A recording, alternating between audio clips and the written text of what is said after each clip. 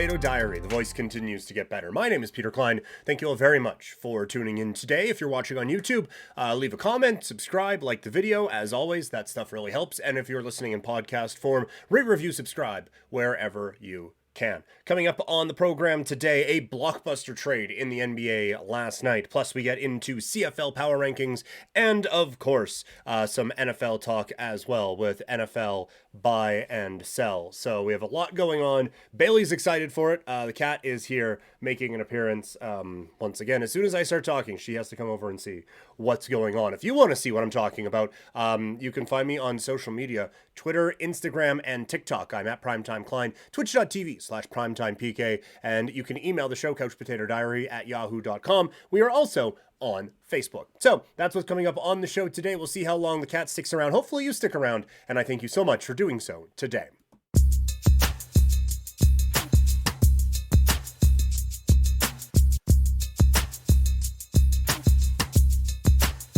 Hey, look at that. No more cat. Okay, let's start with a blockbuster trade in the NBA as the Milwaukee Bucks, Phoenix Suns, and Portland Trailblazers all come together to end the Damian Lillard sweepstakes. You did not hear Toronto in that. You did not hear Miami in that. You did not hear Chicago in that. These are the three teams who are involved, despite a Shams tweet that said that the Raptors were going to get him at some point. That's, oh boy, that would have been quite the thing. And we'll get to the Raptors here in a second. But for Milwaukee, and for all the teams involved, quite frankly, this is a home run deal, in my opinion. This is, I think all three of these teams really address needs that they absolutely have. We'll start with Milwaukee, and it was clear, like obviously some changes have been made, but with how last season ended, this was not a team that could come back with just status quo. When you have something that is so, I don't want to say franchise altering, but when you have something that kind of defines a season, like losing to the 8th seed in the first round, like just something has to change. And this is a change. This is, I think, a big philosophical change potentially in how things go in Milwaukee. Out goes Drew Holiday and a couple of picks, and in comes Damian Lillard. And for Milwaukee now, I am so excited to see what this team looks like. Offensively, you can roll with a starting five of Lillard, Connaughton, Middleton, Giannis, and Brook Lopez, with Bobby Portis coming off of the bench. That is a really, really good unit, and a good six, at least to start with, that can kind of rotate things through. Defensively, you obviously lose a lot with Holiday coming in, Lillard going out. So, dang. But for the Bucks, offensively, if this thing works, this could look really good and be really unstoppable. I think they're a team that, just based off of Giannis already and how this team has kind of had a, I don't even want to say defense first mentality, but based off of the mentality of this team, I do think that they are kind of uniquely set up to avoid the, well, there's only one basketball sort of pitfalls that some of these star teams end up having. This is, I think, a tremendous fit here for Milwaukee. And look, like Giannis kind of put him on blast, right? When he said that, yes, I like it in Milwaukee. I also like winning championships, and I like that more. So let's keep doing that, or else I'm going to find somewhere else where I can.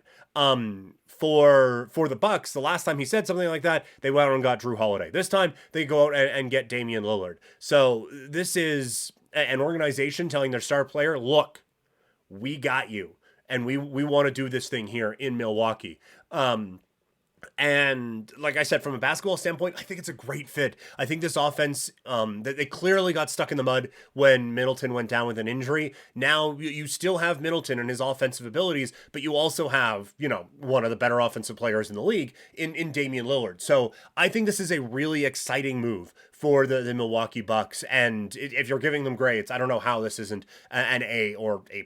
Like this is a great, great move for Milwaukee. For Phoenix, this one accomplishes a couple of needs for the Phoenix Suns. For whatever reason, DeAndre Ayton wasn't going to work in Phoenix. Some thought it might have been a Chris Paul thing. That problem's not there, and he still wanted out. Some thought it might have been a coaching thing. Well, who cares? But either way, DeAndre Ayton kind of needed to get away from Phoenix, and Phoenix needed to get away from DeAndre Ayton. So out he goes. In comes Yusuf Nurkic, Grayson Allen, Nasir Little, and Keon Johnson. I think that this is a real strong depth play behind their big three now of Booker, Durant, and Bradley Beal. Nurkic, has had some issues. For sure, he's had some issues in the past. But I think, like, depth-wise, these are some much better depth pieces than the Phoenix Suns had. And they were obviously kind of capped out. Well, not kind of. They were 100% capped out with no real room to maneuver here. So to be able to send Ayton out the door and basically bring in like a full bench unit, I think this is a really strong move for Phoenix to address something that was a clear issue in the postseason. And I think this sets up Phoenix really well to take a bit of a run now at the Denver Nuggets. I think you look at the two teams who are looking to get better out of this trade. You look at Milwaukee, I think they're the clear favorites in the East. And Phoenix, like, I don't think this does a ton to move them. Like, they go from being the second best team in the West to being the second best team in the West. But it puts them in a much better situation to hang, I think, with the Denver Nuggets. On the Portland side, they get Drew Holiday, DeAndre Ayton, Toumani Camara, a 2029 first, and a couple of Bucks pick swaps. This is, I think, a huge return for Dame Lillard. When you look at what some of the other packages were going to be, whether it was Tyler Hero and any pick Miami could get their hands on, or OG Anunoby and a couple of picks from the Raptors, because Siakam and Scotty Barnes were never really in those rumors. From a Portland standpoint, none of those deals really made sense. This makes complete sense. You have Ayton now with Scoot, Simmons, and Sharp. That's a pretty good core to build around. Scoot's going to be the guy. Simmons and Sharp, I think, provide quite a bit. And now DeAndre Ayton, if he can get his shit together, if he is on the road to the NBA Finals, DeAndre Ayton, then this is, I think, a great now core that Portland has to build around. And like Drew Holiday probably isn't going to play a second for Portland. I don't think anyway. He is now someone that they can flip and get even more assets out of this deal. So I think for Portland, this is like grade A, 100%.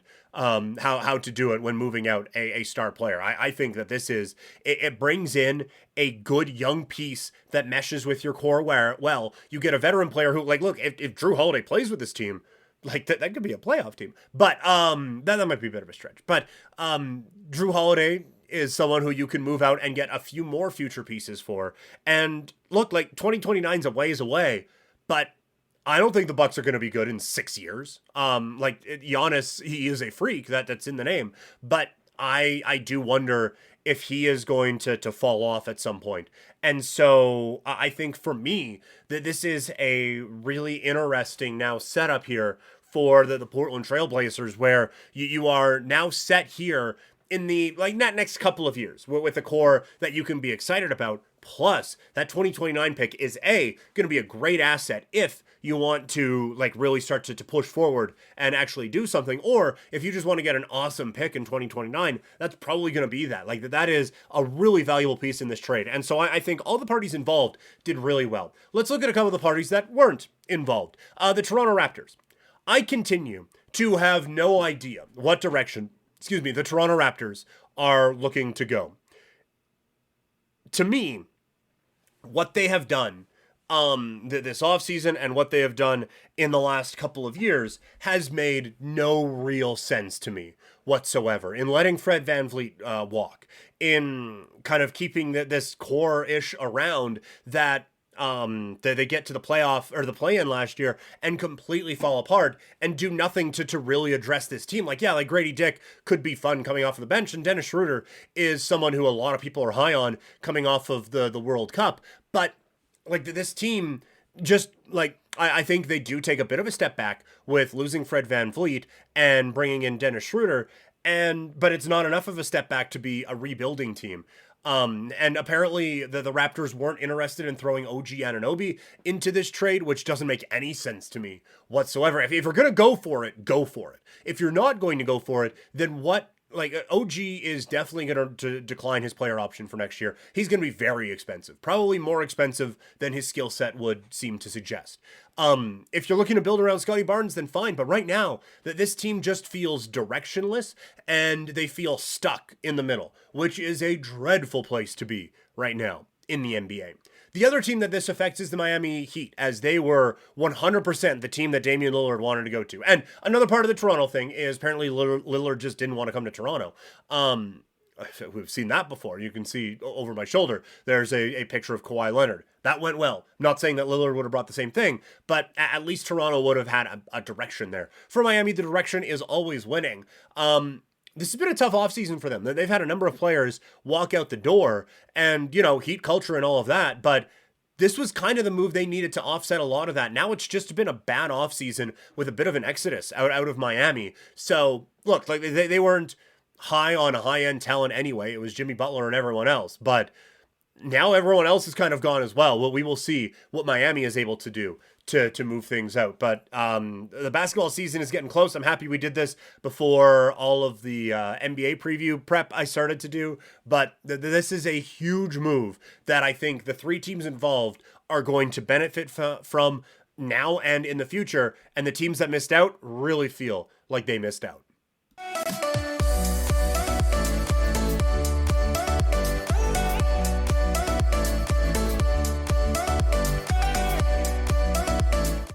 All right, CFL Power Rankings, as we are winding things down in the Canadian Football League. We've got a new team at the bottom, and people in the city that I live in aren't going to like it, but I don't know if there's going to be a lot of disagreement. My number 9 team is the Calgary Stampeders. They continue to lose games that they absolutely need to have. That was an abysmal, dreadful performance from the Stampeders this week. You have Ottawa come up with a big win over Saskatchewan. Edmonton beat the Stamps last week.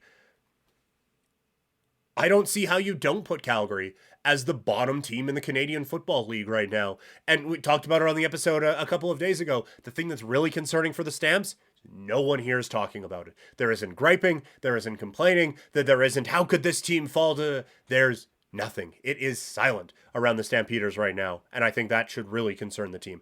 At 8, it is Edmonton. It's been fun, but they are starting to fall off here a little bit. At 7, it is Ottawa. At 6, Saskatchewan. I haven't dropped Saskatchewan as far as I probably should just yet. Like, they're ahead of 2 teams who have beat them in the last couple of weeks in Edmonton and in Ottawa, but they have still progressed through this season, and this is a down patch. For sure, it's a down patch for them now that they need to get out of, but that they, I think, build up a bit more goodwill at the middle part of the season leading into this. At 5, it is the Hamilton Tiger Cats, who continue to show glimpses of what I still think is a really good roster. At 4, it's Montreal. I don't think they put on a particularly impressive performance against Calgary. I think that loss was more what the Stampeders didn't do than what the Owls did, but Montreal has just been solid all year round. At 3, it is Winnipeg. At 2, BC, and the number 1 team in all the land, at least this one, the Toronto Argonauts. So those are your CFL Power Rankings for the week.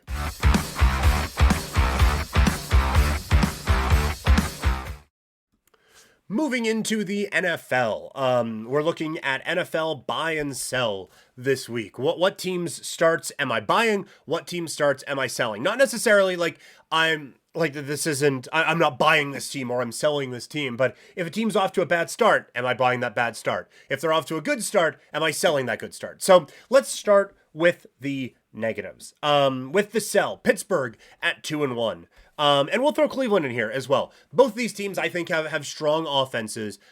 Strong defenses. But I have major concerns about the offense. Deshaun Watson had some flashes against the Titans, but it's been more bad than good for Watson. And for Kenny Pickett, it's almost exclusively been bad. And so I think, yes, both defenses are good. And Cleveland's could be, like, historically good.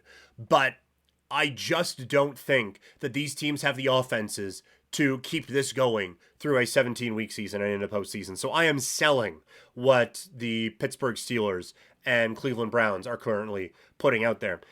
Detroit at 2-1. There isn't a part of their game that I trust, right? Like, I do not buy what this team can do week in, week out offensively. And I do not buy what this team is defensively. Like, look, this is probably coming off a bit too harsh.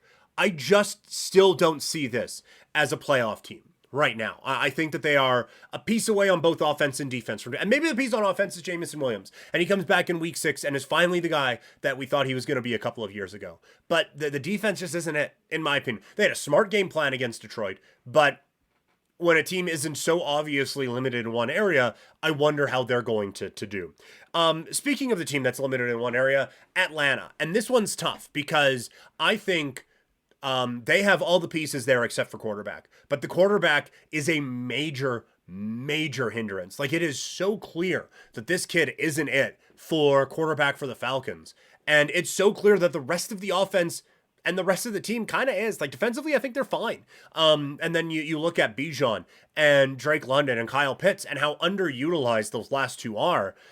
I think this is an Atlanta team that could clearly be the best in this division if they could just get the quarterback right. I'm also selling Arizona at 1-2.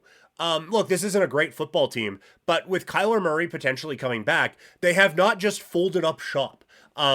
So while again, I don't think they're great, but I am not going to believe that this is going to be I don't think Arizona ends up getting the first pick overall in this year's draft. I'm also selling 1-2 from the Rams. Offensively, this team has been clicking a little bit. They had a bit of a stumble on Monday night, but there's still some talent on the defensive side of the football as well. I think this team could be right around 500 at the end of the year and make some noise to get into the playoffs in the NFC. So I am selling a lot of what I was buying with the Rams to start the year. On the buying side, Miami at 3-0. They're legit. I 100% believe what Miami is selling.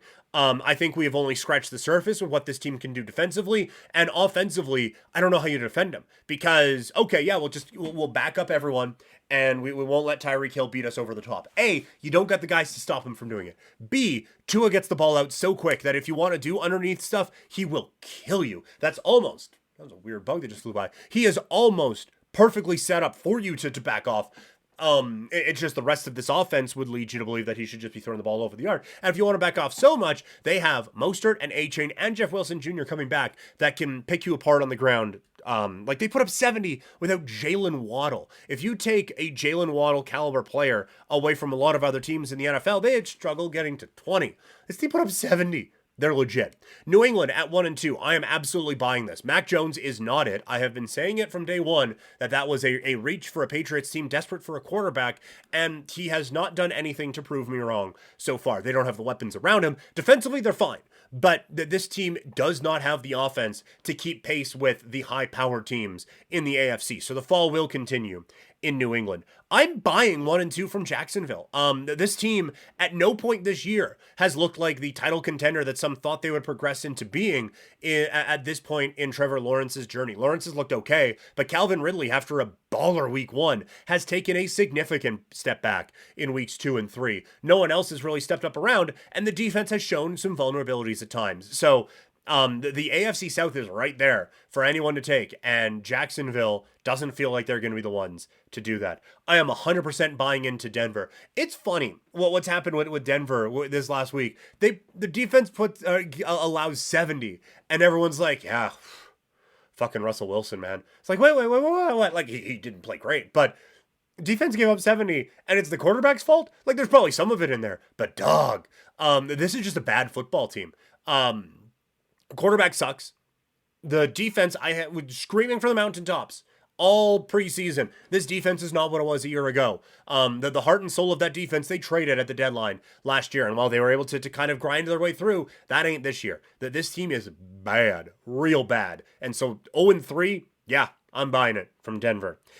Philadelphia at 3-0. Again, they're one of the most talented teams in the NFL. They are every bit a 3-0 football team. And they're just getting better. I'm buying 2-1 from Green Bay. I am buying this good start from the Packers. Jordan Love still has a bit of work to do, for sure, but they have some strong young weapons offensively. They would be 3-0 if they didn't have a ton of injuries on both sides of the ball in that Atlanta game. Aaron Jones is coming back for them this week. That is another strong weapon. I would argue their best weapon coming back into the fold. So I think that this is a team that is only going to go up from here. So I am buying this good start from Green Bay. I'm also buying the good start from Chicago. While I feel like I was right on a few things in the NFL, I was wrong on the Bears. I thought that this was going to be an offense that thrived, and they haven't. It has been putrid so far in Chicago, and you thought coming off of the week that they had in the media that there would be a bounce back this week. Didn't happen. That was a pathetic showing from Chicago, and so I'm buying an 0-3 start from them. And I'm buying the rest of the NFC South. We sold on Atlanta, but I am buying what New Orleans is putting out just based on that defense alone. That defense, the way Dennis Allen is coaching them up, is going to be enough to keep them around in the NFC. And we talked about it before. I'm buying Tampa Bay's good start. Are they Philadelphia? No. But Baker Mayfield has this offense going in the right direction, and the defense is average. So this is a Tampa Bay team that I think is going to absolutely be in the conversation all season long at atop the NFC South. And at the bottom of the NFC South, it is the Carolina Panthers at 0-3. This is a bad football team. Adam Thielen had a resurgence. That's great. But that's it. Quarterbacking, some issues, we'll say, with Bryce Young so far, or Andy Dalton or whoever. But the defense is fine, but they're getting kind of shit kicked now as well. That there just isn't a redeeming quality about this football team that would make you feel like, oh yeah, no. This team has got it. So that's a bit of the starts that I'm buying and selling from the NFL so far this season.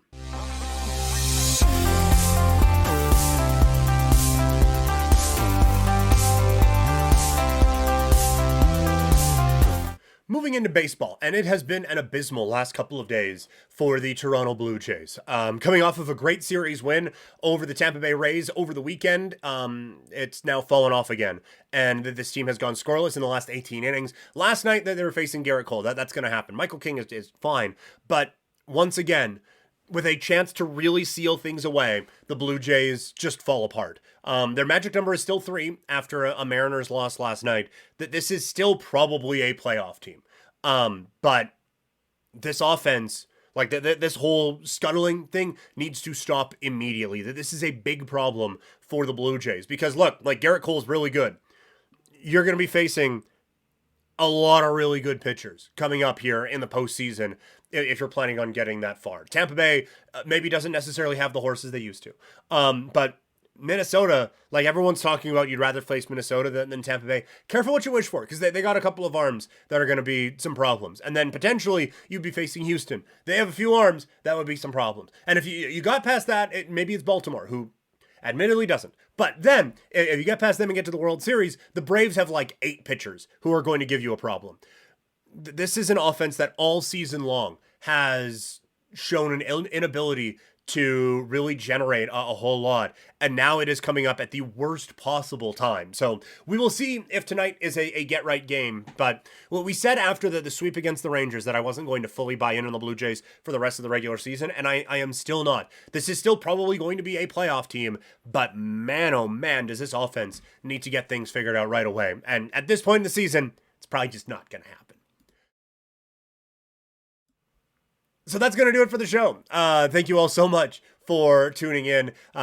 Please remember, rate, review, subscribe wherever you can. You can find me on social media, Twitter and Instagram and TikTok. I'm at Primetime Klein, twitch.tv/PrimetimePK, and you can email the show, couchpotatodiary@yahoo.com. You can also search out Couch Potato Diary. We're on Facebook. Coming up, we will see. The voice is starting to go on me a little bit as we continue to recover. But over the next few days, we will have NFL Power Rankings, some NFL storylines that have kind of jumped out from the past week. And then we're going to have a Fights in Football Friday. NHL preview is going to continue on that show as well. And then when we get to the fights and the football, Canelo Alvarez is fighting this weekend. It's a big deal. We'll have NFL picks. We'll have CFL picks. So a lot coming up here over the next little bit. Stick with us. Stick with me while my voice starts to slowly recover. And I will talk to you all, hopefully, later.